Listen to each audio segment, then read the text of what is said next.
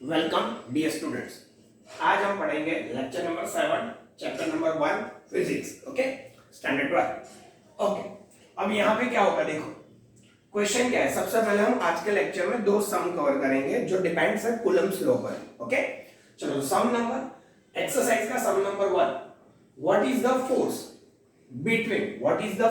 Between two small charged spheres. What is the force between two small charged spheres having charges of 2 into 10 raised to minus 7 coulomb and 3 into 10 raised to minus 7 coulomb placed 30 centimeter apart in air?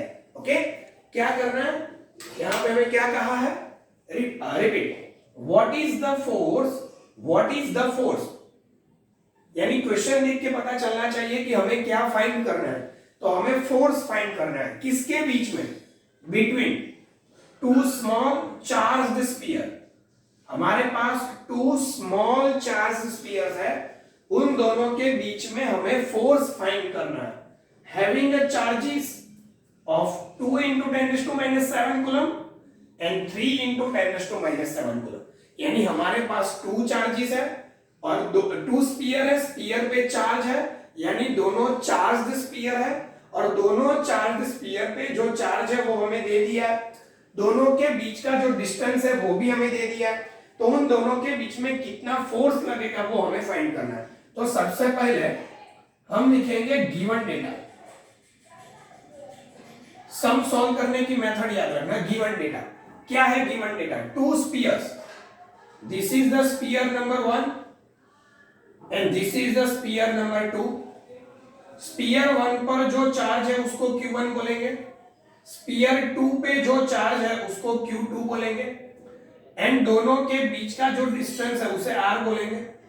तो given data में देखो to small charge sphere, अगर ऐसे small charge sphere बोला है तो हम in charge sphere को क्या बोल सकते हैं, पॉइंट चार्जेस बोल सकते हैं। पॉइंट चार्जेस के लिए हमारा कौन सा रूल है, तो पॉइंट चार्जेस के लिए फोर्स निकालने के लिए कूलम्ब्स रूल। ओके, तो according to Coulomb's law what is the Q1, तो हम Q1 2 into 10 raised to minus 7 coulomb ले लेंगे। टू चार्जेस है, किसी को भी 1 ले लो, किसी को भी 2 ले लो चलेगा। ओके, हमने इसको 1 ले लिया, इसको 2 ले लिया, तो this is the Q2 3 into 10 raised to minus 7 coulomb charge. तो इस पर जो चार्ज है ये रहा, इस स्फीयर पे जो चार्ज है वो ये रहा, दोनों के बीच का डिस्टेंस यहां पे लिखा है प्लेस्ड 30 सेंटीमीटर, यानी दोनों के बीच का डिस्टेंस है 30 सेंटीमीटर। इस सेंटीमीटर को कन्वर्ट करेंगे मीटर में, तो यहां आपके पास आएगा 30 into 10 raised to minus 2 metre. Now what we have to find force. अब ध्यान से, गिवन डेटा में हमें क्या कहा है, अपार्ट इन एयर, यानी दोनों चार्जेस कौन से मीडियम के अंदर है, एयर में है। अगर स्पेसिफाई नहीं किया है फिर भी हमें एयर समझना है। अगर कोई मीडियम के अंदर होंगे तो यहां जो मीडियम है उसको स्पेसिफाई किया होगा, सो डोंट वरी। ओके, चलो डन। अब हम क्या करेंगे, इक्वेशन पुट करेंगे। तो कूलम्ब्स लॉ के हिसाब से इक्वेशन बोलो क्या आएगा, K Q1 Q2 divided by R square.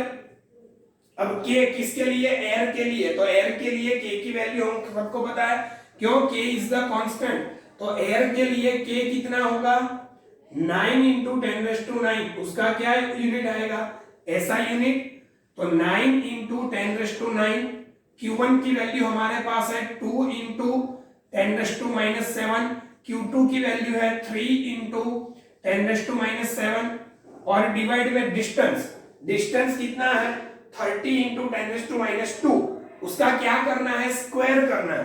तो हम लिखेंगे 30 into 10 raised to minus 2, square करना है तो उसको 2 टाइम्स लिखेंगे, यानी 30 into 10 raised to minus 2। अब आप इन सभी का सिंप्लीफाई करेंगे, तो अगर आप कैलकुलेटर का यूज करके इसको सिंप्लीफाई करेंगे तो आपके पास आंसर आएगा 6 into 10 raised to minus 3। Force है, फोर्स का यूनिट क्या होगा, न्यूटन। तो ये बहुत सिंपल सा सम है, बहुत ही सिंपल सा, यहां सम खत्म, बात खत्म, बहुत ही इजी सम है, ये एमसीक्यू में पूछता है। ओके, कैलकुलेशन आप कर सकते हैं। वैल्यू का कैलकुलेशन वैल्यू के साथ करेंगे एंड 10 टू द पावर का कैलकुलेशन 10 टू द पावर के साथ करेंगे, उसके बाद उसको सिंपलीफाई करके लिखेंगे। Okay, there is no any issue in this sir. Okay, now sum number 2, exercise का सम नंबर 2 क्या लिखा है देखो। The electrostatic force on a small charge sphere of a charge 0.4 microcoulomb due to another small sphere of charge minus 0.8 microcoulomb in air is 0.2 Newton. एक ही sentence में पूरे data दे दिए, अब उसको टुकड़े बना बना के समझो। सबसे पहले एयर की बात की है, यानी हमारे दोनों चार्ज एयर के अंदर होंगे। डेटा पढ़ो। द इलेक्ट्रोस्टैटिक फोर्स, यानी हमें किसकी बात की है, फोर्स, किस पर फोर्स लग रहा है, on a small sphere. Okay, तो सबसे पहले हम यहां पे लिखते हैं, एक इसको हमने नाम दे दिया स्मॉल स्फीयर, तो फोर्स इस स्मॉल स्फीयर पे लगता है। देखो, द इलेक्ट्रोस्टैटिक फोर्स यानी कूलम फोर्स, इलेक्ट्रोस्टैटिक फोर्स यानी टू चार्जेस के बीच में जो फोर्स लग रहा है उसे बोलेंगे इलेक्ट्रोस्टैटिक फोर्स, जिसको फाइंड करने का फॉर्मूला कूलम नाम के साइंटिस्ट ने दिया। तो electrostatic force on a small sphere, यानी स्मॉल स्फीयर पे क्या लग रहा है, इलेक्ट्रोस्टैटिक फोर्स लग रहा है। ओके, ऑफ चार्ज 0.4 माइक्रोकूलम, यानी ये जो स्मॉल स्फीयर है उस पर जो चार्ज है उसकी वैल्यू दे रखी है 0.4 माइक्रोकूलम, तो Q1 is equal to 0.4 microcoulomb. अब इस पर जो फोर्स लग रहा है वो किसके कारण है, तो यहां पे लिखा है due to another small sphere. तो अब डेटा को थोड़ा सिंप्लीफाई करो, क्या लिखा है, एक स्मॉल स्फीयर है जिस पर चार्ज 0.4 माइक्रोकूलम है, उस पर एक दूसरे स्मॉल स्फीयर के कारण क्या लग रहा है, फोर्स लग रहा है। ओके, अब जो दूसरा स्फीयर है उसका चार्ज कितना है, 0.8 माइक्रोकूलम। तो now this is the another small sphere, this is the another small sphere. ये जो अनदर स्मॉल स्फीयर है उस पर जो चार्ज है वो माइनस 0.8 माइक्रोकूलम है, यानी ये नेगेटिव चार्ज है और ये पॉजिटिव चार्ज है। तो अब पूरे डेटा को समझो, क्या कहा है, अनदर स्मॉल स्फीयर के कारण फर्स्ट नंबर का जो स्मॉल स्फीयर है उस पर फोर्स लगता है। सर कितना फोर्स लगता है, 0.2 न्यूटन। ओके, तो what is given, force is given, that is the 0.2 Newton. तो ये हमारा स्फीयर नंबर 1 बोल देता है, इसको स्फीयर नंबर 2 बोल देता है। तो यहां पे स्फीयर 2 के कारण फोर्स लग रहा है स्फीयर 1 पे, तो स्फीयर 2 के कारण स्फीयर 1 पे फोर्स लगेगा, तो उसको डिनोट कैसे करेंगे, तो देखो लिखने का तरीका F12, तो इसको बोलेंगे फोर्स ऑन 1 ड्यू टू 2। तो इसको लिखने का मेथड समझो, इसको कैसे पढ़ेंगे, फोर्स ऑन 1, पहले है उस पर फोर्स लगेगा, किसके कारण, जो पीछे है उसके कारण। ओके, तो ये फोर्स कितना है, 0.2 न्यूटन है। ओके, अब देखो एक पॉजिटिव एक नेगेटिव, फोर्स की जब वैल्यू निकालनी है, वैल्यू निकालने के लिए हमें सिर्फ वैल्यू चाहिए, पॉजिटिव नेगेटिव हमें ध्यान में नहीं रखना है। तो सबसे पहले क्या फाइंड करना है, what is the distance between the two sphere, ये हमें दोनों के बीच का क्या निकालना है, डिस्टेंस निकालना है, हमें डिस्टेंस निकालना है। तो what we have to find, distance we have to find.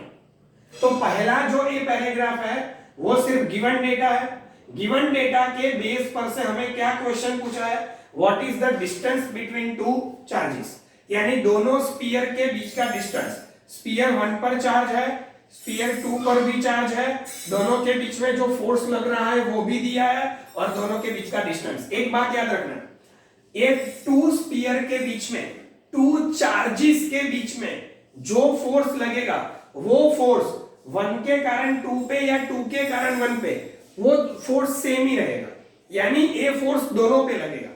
उसको हम क्या बोल सकते हैं, फोर्स ड्यू टू 2 ऑन 1 या सेम वे हम क्या बोल सकते हैं, ड्यू टू 1 ऑन 2। तो याद रखना, ऑलवेज याद रखना, इसको मैं क्या बोल सकता हूं, फोर्स ऑन 2 ड्यू टू 1। बोलो क्लियर। इसको ऐसा भी बोल, ऑलवेज यहां पर याद रखना एक बात, always F21 is equal to F12, दोनों की वैल्यू ऑलवेज सेम होगी, बट दोनों का डायरेक्शन ऑपोजिट होगा। ओके ओके, वो हम वेक्टर फॉर्मूला में डिराइव करेंगे। यहां पे याद रखो, दोनों फोर्स 1 ने 2 पे लगाया है, 2 ने 1 पे लगाया, वो ही फोर्स कूलम ने फाइंड करने को दिया है। कूलम्स रूल से जो फोर्स हम फाइंड करते हैं वो दोनों के बीच में लगता है, 1 के कारण 2 पे लगता है, 2 के कारण 1 पे लगता है, सभी एक ही बात है, फोर्स की वैल्यू सेम रहेगी। Okay done. तो अब सबसे पहले फोर्स तो हमें दिया है, अब हमें क्या निकालना है, डिस्टेंस निकालना है। तो हमारे पास इक्वेशन है, बोलो क्या इक्वेशन है, F is equal to K Q1 Q2 divide by R square. हमें R निकालना है, तो R square is equal to K Q1 Q2 divide bye F। बोलो के की वैल्यू कितनी, एयर है, तो 9 इंटू 10⁻⁹। Q1 की वैल्यू 0.4 माइक्रो कूलम है, तो 0.4 माइक्रो की वैल्यू 10⁻⁻⁶, और उसके बाद यहाँ पे 0.8 माइक्रो है, इसीलिए 10⁻⁻⁶। ओके, डिवाइडेड बाय फोर्स की वैल्यू कितनी है, 0.2, तो यहाँ पे हमें क्या मिलेगा, आर स्क्वायर मिलेगा। रिपीट, के की value 9 into 10⁻⁹, Q1 Q2 charge यहाँ पर माइक्रो कूलम में है, माइक्रो को रिमूव करके कूलम लिखना पड़ेगा, तो 0.4 माइक्रो को रिमूव करेंगे 10⁻⁶, दोनों की वैल्यू हमने पुट कर ली। तो यहां आपके पास आंसर आएगा 144 इंटू 10⁻⁻⁴ मीटर स्क्वायर। अब इसका स्क्वायर रूट लेंगे, जब इसका स्क्वायर रूट निकालेंगे तो यहां हमारे पास आंसर आएगा 12 इंटू 10⁻² मीटर। तो यहां पे सम खत्म, यहां पे हमारा डेटा खत्म, हमें दोनों के बीच का डिस्टेंस चाहिए था, मिल गया। ओके चलो डन। अब दूसरा क्वेश्चन क्या पूछा है, what is the force on the second sphere due to the first.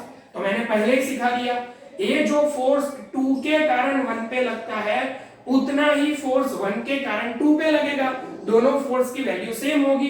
तो आपका जो बी नंबर का सेक्शन है, ये आपका ए नंबर का सेक्शन था, अब बी नंबर का सेक्शन, तो 2 के कारण 1 पे लगेगा या 1 के कारण 2 पे लगेगा, दोनों फोर्स की वैल्यू सेम ही रहेगी, there is no change in the force. तो ऑलवेज याद रखना, कूलम्स लॉ के हिसाब से 2 चार्जेस के बीच में जो फोर्स लगता है वो फोर्स दोनों पे लगेगा, 2 के कारण 1 पे भी लगेगा, 1 के कारण 2 पर भी लगेगा, दोनों फोर्स की वैल्यू डायरेक्शन अपोजिट होगी, वैल्यू सेम होगी। तो इसको हम बोल सकते हैं Newton's third law of motion, इसको ये फॉलो करता है। ओके तो ये हो गया सम नंबर 2।